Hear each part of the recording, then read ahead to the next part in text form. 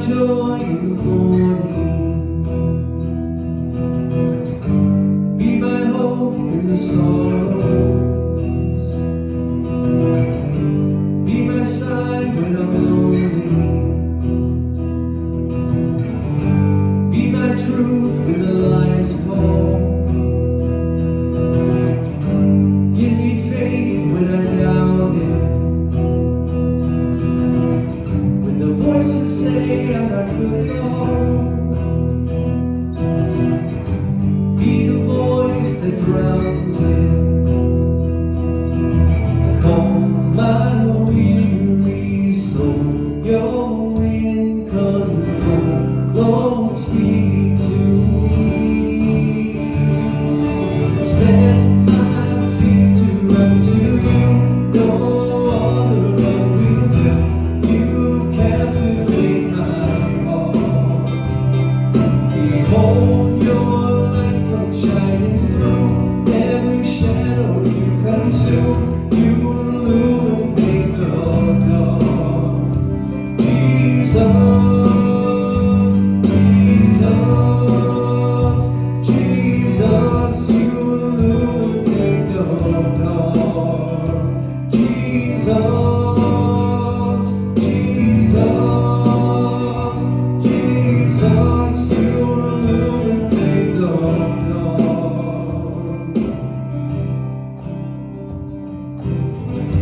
Be my peace when I'm surrounded. For my fears will never scare you. Shatter the shame that I've been bound in. From insecure to brand new. Calm my weary soul. You're in control. Lord, speak to me. Set my feet to run to you. No other love will do.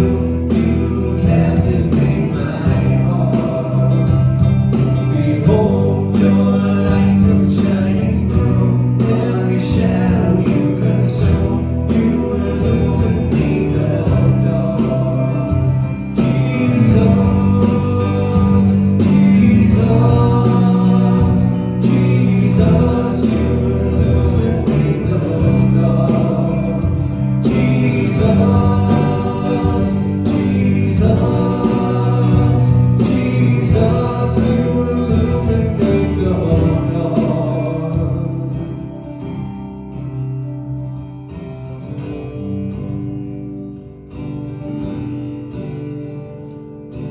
No other love can mend a heart like running into my Father's arms. There's no too late, there's none too far. You're calling to me.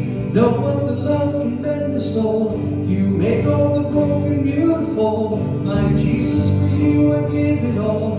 You're all consuming. No other love can mend a heart like running into my Father's arms. There's none too late, there's none too far. You're calling to me. No other love can mend a soul. You make all the broken beautiful. My Jesus, for you I give it all. You're all consuming. Jesus, Jesus, Jesus, you illuminate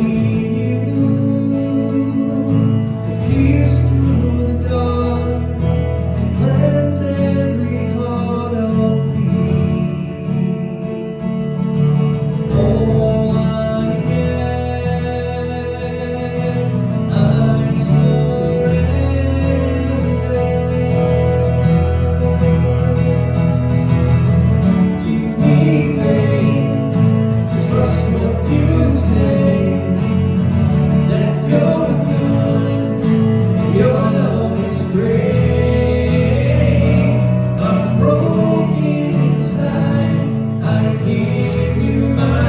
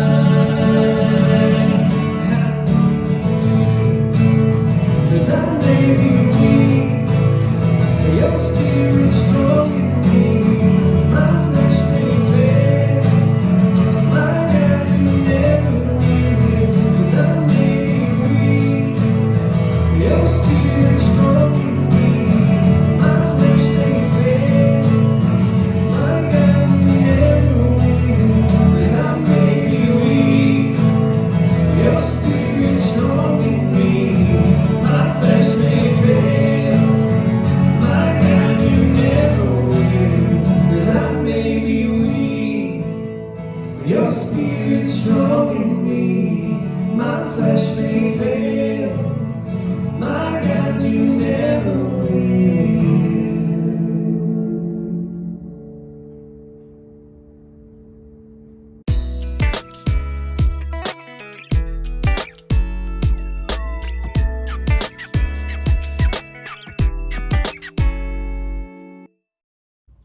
So this week, our 10-year-old Claire was getting contacts. So she has glasses and she plays sports, and we just thought it was time she has contacts.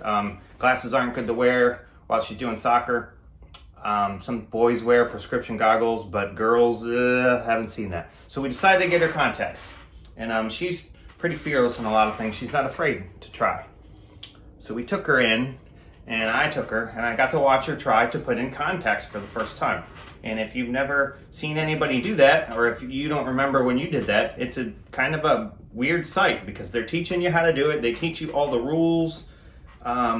They teach you how to take this hand here because we're left-handed and we put stuff in with our left hand. How to grab your eyelashes and eyelid from this side and pull it up. You use these fingers on this hand and you pull these down and you got the contact there and you put it in. I know, nobody does that anymore. Once you learn how to do your own way, you just do your own way. But that's how they teach you. And so there's all these things to learn, and watch her, and she finally got it. But they're teaching her other things, like you have your little contact case, and because when you don't have them in, maybe you can't see very well, because that's why you need contacts. One of the things is blue, and one of them is white, because you have different prescriptions. This eye can only see this well, and this eye can only see this well. And so they're teaching her the rules. You always do the right one first, and that's the blue one, and you open it, only open one at a time, and pull it, put it in your eye, close the lid, take your second one, put that in your eye, close your lid. When you put them away, same thing, right eye first, only open one at a time, put your blue in. All kinds of rules. Needless to say, she did great. It took a little bit to adjust because you have to learn all these rules. You have to learn all these muscles, how to do them for the first time, and it's a big procedure. To get done. And so that made me think of when I was in high school and I had glasses just for a little bit, and then I had some contacts, and I had to learn how to do all that stuff, and they teach you the right things to do and the wrong things to do.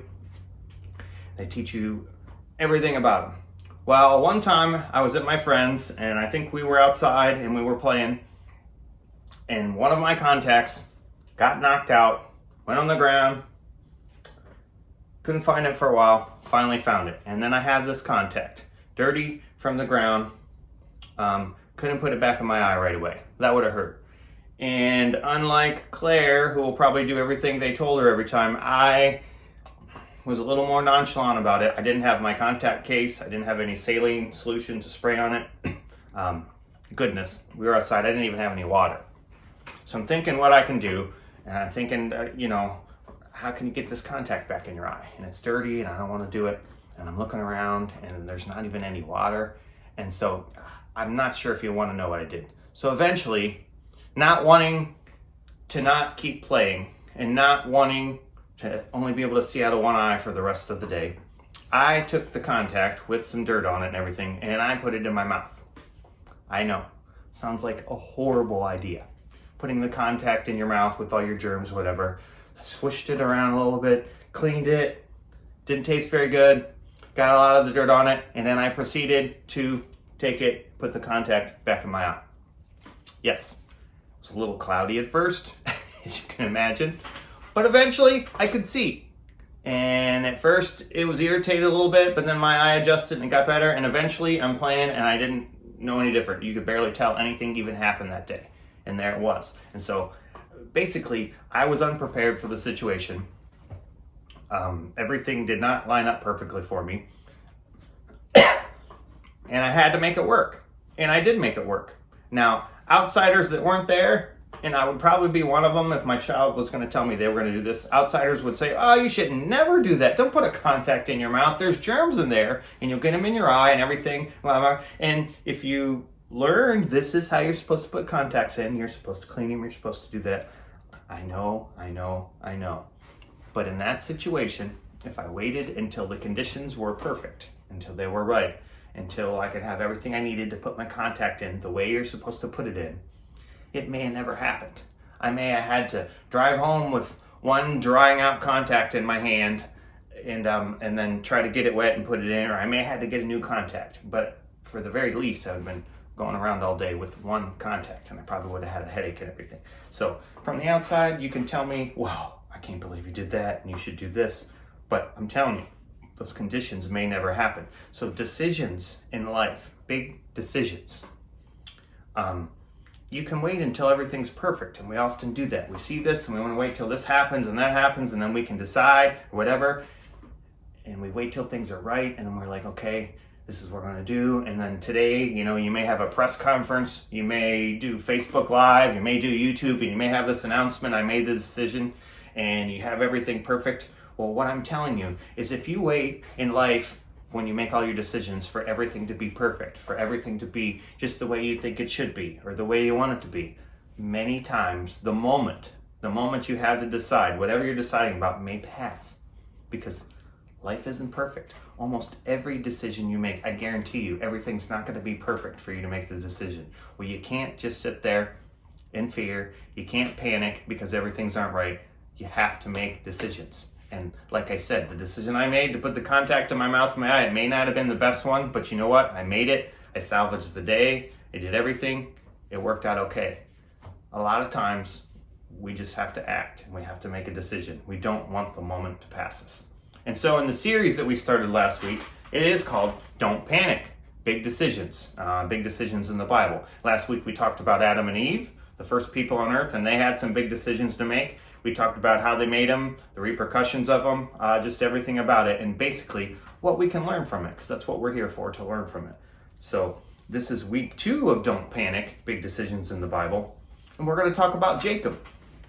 And I don't know if you know much about Jacob in the Bible. We're going to do a quick background check. Jacob was a twin, Isaac and Rebekah, and Isaac comes from Abraham, so I'm not going to go into a lot of it. I'm going to talk fast, and that's okay. You've heard about Abraham in the Bible, and he once put Isaac up to sacrifice him because God told him to on the fire, and it didn't happen. So then eventually Isaac grew up, married Rebekah, and they had twins, Jacob and Esau. Now, I say Jacob first. I could have said Esau first, because actually Esau was born first. But right from the time Esau was coming out of the womb, Jacob's hand was on his heel. That's his name, means the clutcher or grabber. And he was trying to pull Esau back in so he could come out first. Because back in Bible times, The firstborn boy got twice the inheritance. They were in charge of the family business, everything like that. And I know babies can't know all that. But right from the beginning, Jacob was clutching Esau's heel and came out. So he wanted to be firstborn. He wanted this birthright, so to speak. They go on through life a little bit. They get older. They do different things. One's a hunter, while one grows vegetables and stuff like that.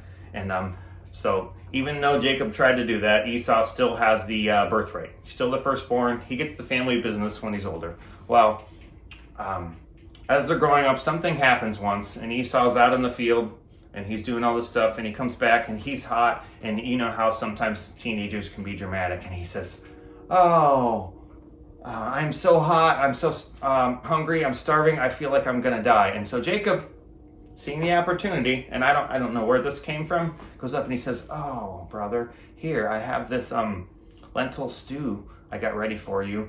I'll give it to you right now. You don't even have to wait. You're not going to starve. Only if you give me your birthright." And Esau, I don't know what he was thinking. He must have been pretty darn hungry. What do they call that today? Hangry? Hungry and angry or whatever. He must have been all of them because he agreed. So Jacob now had the birthright. Someday he could be in charge of the family business. He got twice the blessing. He got, twice the goods and everything, and do it. Not very good, right? Sounds bad for a younger twin brother to pull that trick on an older twin brother. It goes on even further because we don't know what happened in the field. We don't know if their father knows that yet, but the story goes on.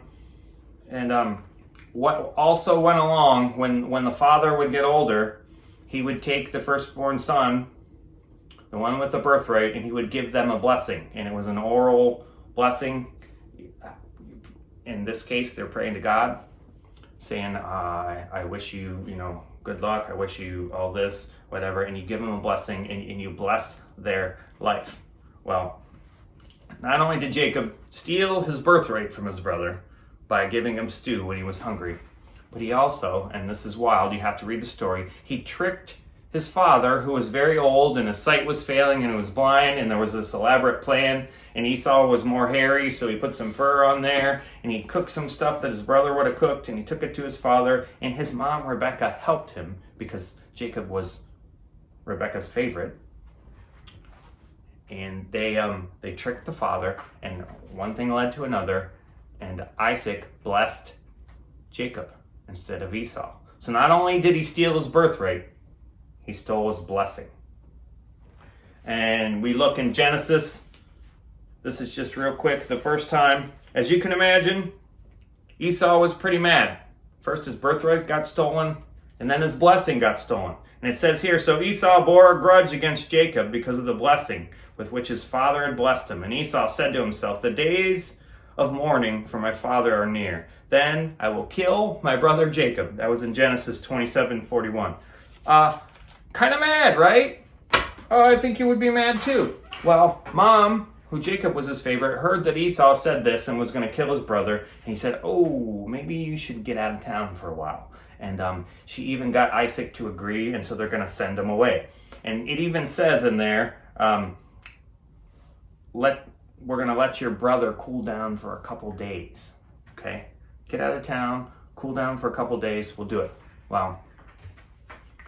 20 years later from then is where we're going to pick up on our story. So he's supposed to be going away for a couple of days to let his brother cool down because he stole his birthright, he stole his blessing. 20 years later, and there's a whole lot that happens there. Those are a bunch of cool stories in the Bible too. It's the one where Jacob goes away and he sees Rachel, a girl, and he wants to marry her. And so Laban, Rachel's father, says, okay, you work for me for 7 years, you can marry my daughter. Works for him for 7 years. Laban tricks him, gives him Leah instead, which is the older sister who's supposed to be married off first. Jacob doesn't like it. Laban says you can work for 7 more years and then you can have Rachel. So that happens. So 14 years later, he has 2 wives. He has Rachel and Leah. And then he's ready to go. And Laban's like, well, no, since you've been here, my flocks have prospered. I have a lot of sheep and cattle and everything. And I want you to stay and work for me. And they work out this deal and they're doing this. But anyways, 6 more years, so 20 years in total. And Jacob's finally ready to leave. So, supposed to be a couple days. So your brother cools down. 20 years later, time to go home. You may ask how old he is, and it's hard to prove all this stuff. 97 years old, it estimates. Time to go home. 97 years old, 20 years later. He's still afraid of Esau. So while they're out traveling home, he sends a message ahead. And they send this message, and they find out that Esau is going to come meet him. And he's still afraid that his brother's going to be mad at him because he stole his birthright, he stole his blessing. And so he hears word, oh, Esau's coming to greet you with 400 men. Well, if you're Jacob, what do you think that means? 400 men coming to meet you. He might be mad still. So Jacob, being the trickster he is, the wise person, divides all his people, all his cattle, all his possessions into 2 companies so that they can go. And he says, well, if he attacks one and kills everybody, then half of it will still be left and their families can still grow up and they can still have things and life will just be better. After he sends half away, Genesis 32:11, it says how he pleads with God. Here's what it says. Deliver me, I pray, from the hand of my brother, from the hand of Esau, for I fear him that he will come and attack me and the mothers with the children. He thinks he's going to kill everybody because he's mad. I don't blame him, because I think he's mad too. So at that point, he's already split up into 2. He pleads with God. Now, they have to cross a little creek, a little river, and so he sends everybody in front of him in the company that he's in. Remember, they divided into 2, so the half that he's in, he sends his wives and everything ahead of him so that he's left behind, because he's still afraid. He wants to send them first to plead with Esau to let bygones be bygones, whatever. And so he's left behind. And when we pick up the story, all his family and everybody have went across the stream. And here he is left. It's nightfall, and he's alone. And so we pick our story up in Genesis 32, 24 through 32. So Genesis chapter 32, verses 24 through 32.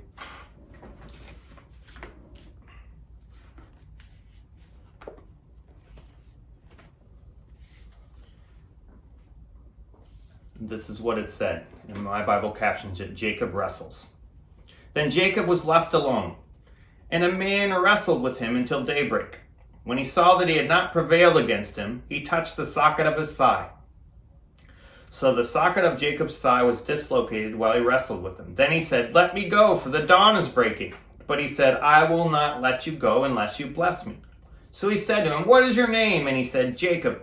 He said, your name shall no longer be Jacob, but Israel. For you have striven with God and with men and have prevailed.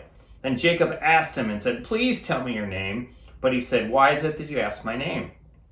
And he blessed him there. So Jacob named the place Peniel, for he said, I have seen God face to face, yet my life has been preserved.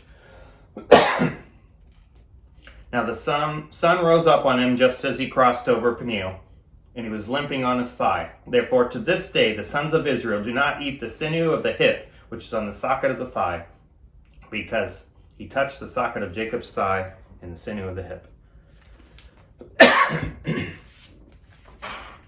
Nifty little story. So Jacob, just to talk about Jacob a little bit, we saw this story. Saw how he saw a man. He's by himself. He wrestled with him. He wouldn't let him go. They're struggling. The person, the being, whatever he's wrestling with, wants to go at daybreak. It's going to become day. And Jacob won't let him go. And he holds on to him, and he clutches him, and he demands that he blesses him. So Jacob, what do we know about him? His name means deceiver. It means heel grabber. He's a smooth talker. He's a trickster. He outwits people. He outwitted his father, his brother, his uncle Laban. He outwitted all these people. You would say in life, a lot of times, he escapes consequences. He seems successful. He would have been the kid in school that you're like, wow, he's going to go on to do things because everything just seems to work for him. He talks his way out of everything. And we all get in trouble for our stuff, and he doesn't seem to get in trouble. So this is Jacob. Seems successful. Talks his way out of everything. Well, the last thing I want to tell you about Jacob before we dive into this real quick is that he has a physical struggle in here. He made some decisions. There's a physical struggle. He's wrestling with the being. You can't read stories in the Bible and not know that the physical struggle in this also represents a spiritual struggle that's going on within him.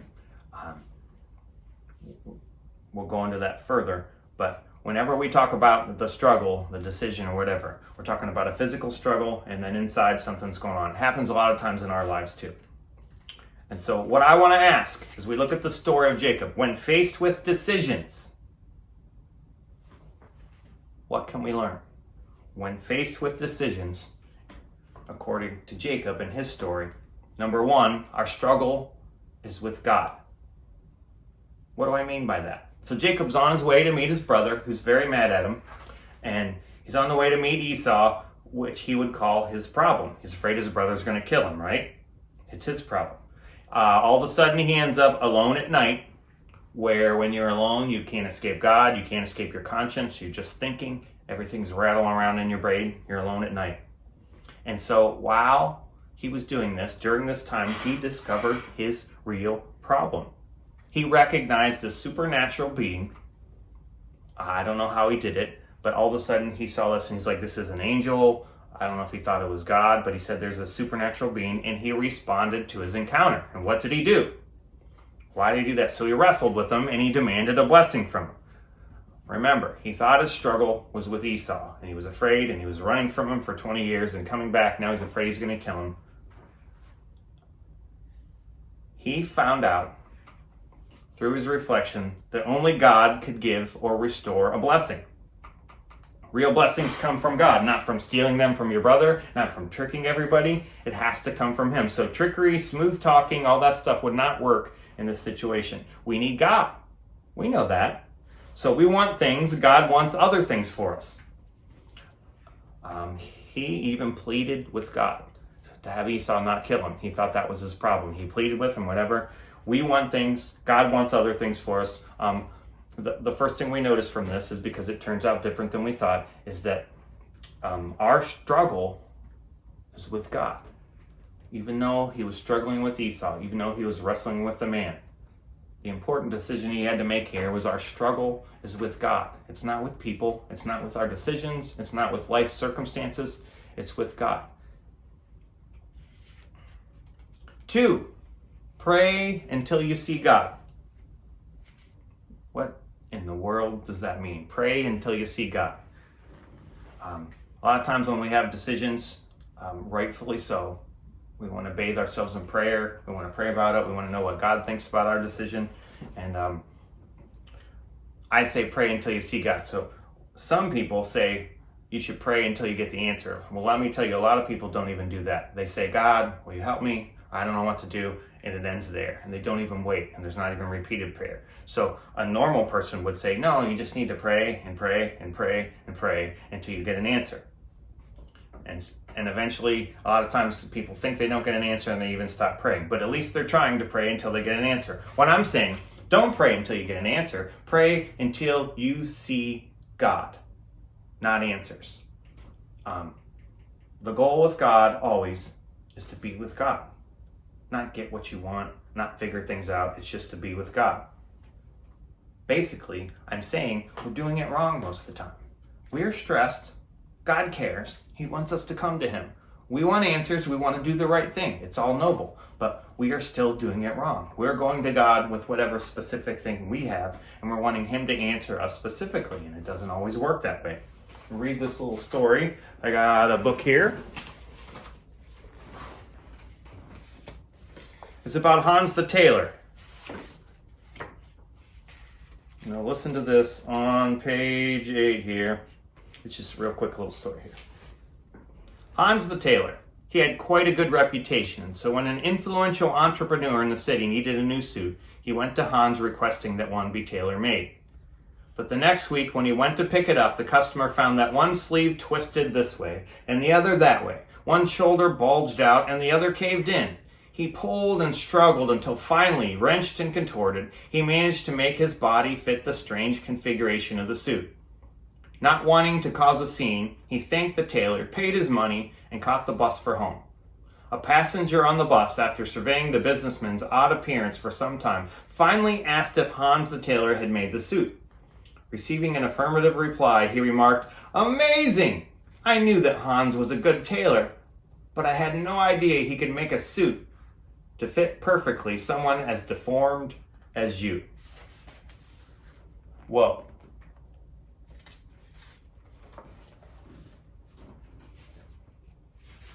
See, we often get an idea of what prayer should look like, and then we proceed to push and shove until, bruised and battered, we fit. But that is not the way prayer works. That's not the way decisions work. Our goal is to encounter God, to be with God, whatever it looks like. There's often no specific answer at the end of the encounter. Pray until you see God, no matter how long it takes. And if you look in Philippians,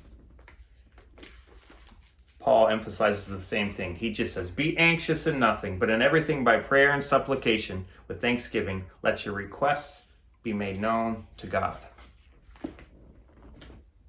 Pray till you see God. The point is prayer. The point is being with God. Don't just pray for answers. Try to be with God. And last, the struggle changes us, not the answers. 3, the struggle changes us, not the answers. Now listen, in life, we don't always know how big each decision is in the overall picture. We can't see that this one decision will be a turning point where everything changes. It usually takes years, even decades, to point us back to it. The reason for this is that it's not the result of the decision that changes us, but how we struggle with it, how we handle it, how we cope with it, who we cope with. It's never, "That one summer my parents finally caved and gave me what I wanted, and then my life was changed forever." That almost never happens. It's more often, "That one summer I spent a lot of time with this one friend. We both were struggling and we were mad at our parents. And I don't even remember why we were struggling, but we struggled together and we grew together. That was the best summer ever. I know we both changed."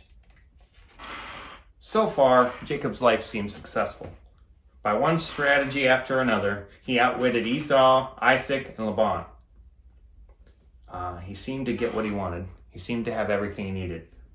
But his conscience saw something else. He had guilt. He knows inside. He's alone at night. He knows what he's done, how he's behaved. See, the busyness of each day allowed him to ignore his guilt most of the time. But now he was alone, he was at night, he was with God, and he couldn't escape God, or the angel, or whoever it was put right in front of him. So he struggled with God until he was a changed man. He didn't get the answer he wanted. He didn't learn his name. He asked for his name. He didn't get promised that Esau wouldn't kill him. He was changed. He was a changed man. The struggle changes us, not the answers. You don't get what you want and then you're different. You don't not get what you want and you're different. It's the struggle that matters, that encounter with God. So to end today, we don't gloss over what Jacob was, that he was a trickster, that he was a little conniving, he was whatever. And the Bible never does. It never hides the faults of the people in the Bible. To be honest, Christians do that. We want to hide our bad things and not show them to people, and we want to show them how we're trying to be good and everything. But the Bible never glosses over any of that. One person said, Jacob started as a crafty rogue and ended up a patient old man.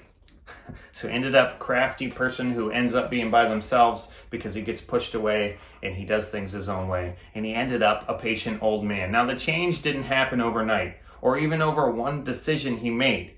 It was a process. And each decision, each struggle had a part in who he would become.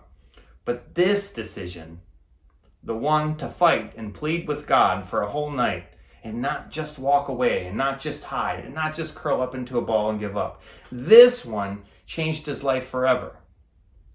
This one changed his name, the essence of who he was. Think about that. It's not that the one decision and everything after that happened this way. It's he decided to face God and struggle with him. And so at last, he had to reckon with God. He emerges from the conflict physically lamed.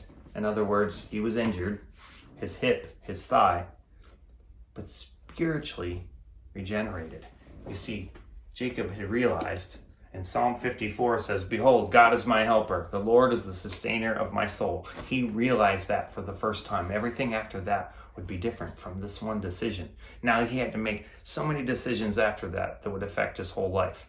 To become a patient old man, it didn't happen right at that moment. That encounter changed him, changed his name from Jacob to Israel, but a lot had to happen after that. He struggled with God all night long. It's like a child pleading with a parent. This happens. They cry, they sob, they beg, they're desperate, they're reasoning, they're conniving, they're trying to get whatever they want, and they grab their parents and they say, "I want this and I need this and you have to give it to me and I want it," and it's all bad. But in the end, the results vary. They don't always get their way. But in the end, growth always happens from the struggle with their parents, the interaction, what's happening. That's what happens with God. In the end, the results vary.